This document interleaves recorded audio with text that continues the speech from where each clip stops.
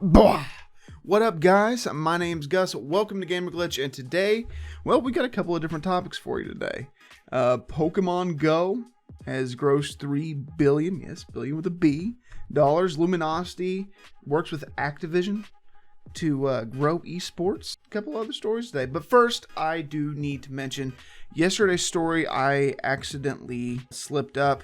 The Tox Gaming Esports crew actually wasn't let go by Optic.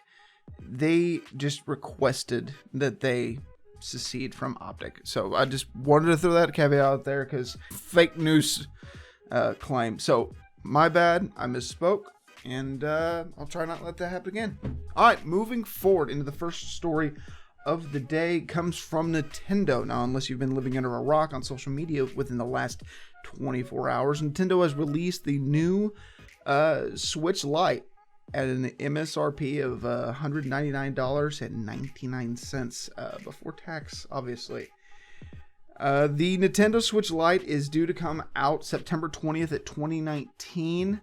Obviously, you can purchase from most local retailers, online, or even at Nintendo Store.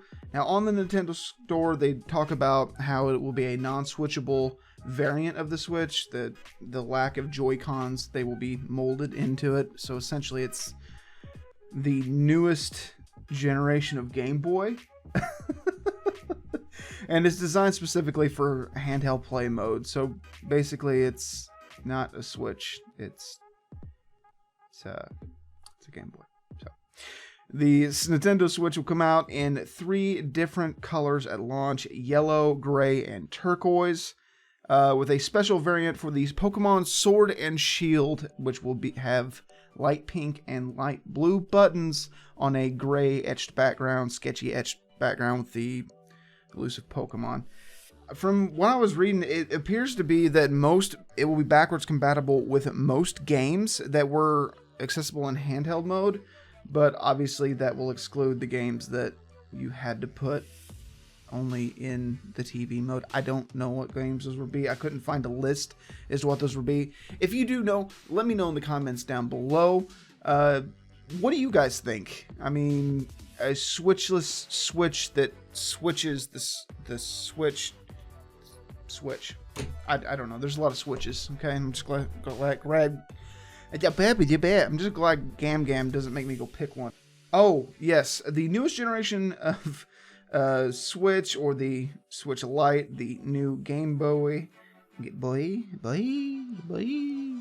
it's more powerful hardware in addition to social features like easier screenshotting and sharing. So from what I've been seeing, the screenshotting, sharing, and multiplayer experience will be a little bit better, and that's kind of something you would expect with the fact that you aren't going to be setting this into a weird like shelf thing to play on your TV. Either way, let me know in the comments section down below if you're interested. Moving on to other big news today. Pokemon Go or Niantic? Let's see. Pokemon Go, and this is going to be like the hook, okay? Pay attention. Pokemon Go grosses more than Candy Crush in its first 3 years in mobile markets.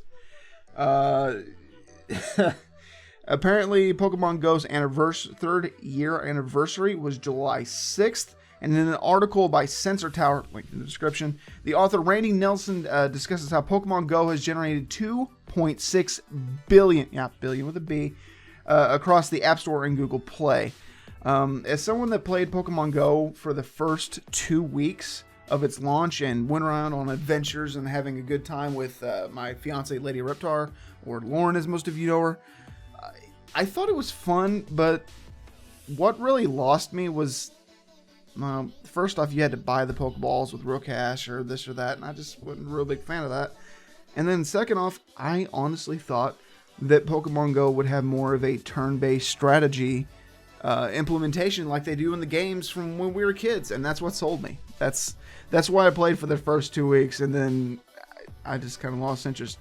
I do know a few people that still play. I haven't got to get their opinions today. Unfortunately, this is going to be a quick episode, so I do apologize about that.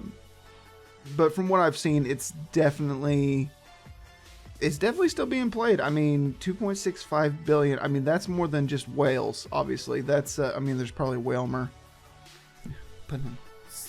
Anyway, to those of you who've been playing Pokemon Go, let me know in the comments down below what you guys think, if there's been any changes, and if I should honestly give it another shot. So apparently I have also lost another article which I wrote, thing I wrote here. All right, so since I've lost the whole document that I set up, we're just gonna freehand this one.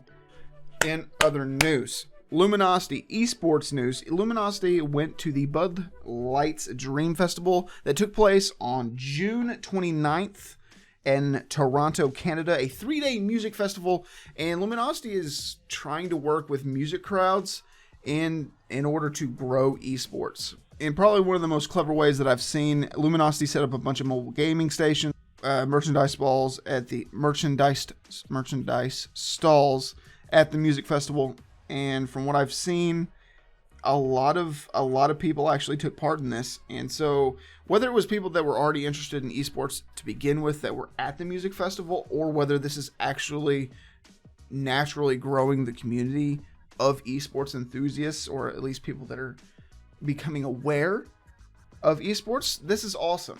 And in my opinion, with the younger generation that is growing into esports, or watching Twitch, or whether it's Fortnite, use creator code GusMerks, or whatever it is, it's honestly better for the branding. And if this is reaching out to the young adult generation that is attending these music festivals and growing esports, I mean, it can only get better. I mean, there's more and more collegiate programs across the North America, the United States, Europe, that are expanding and giving scholarships into esports. And I believe as we go, as the years to come go by, you're only going to see a swell of more and more interest in esports, and it becoming more of a household name. And in my opinion, that's awesome.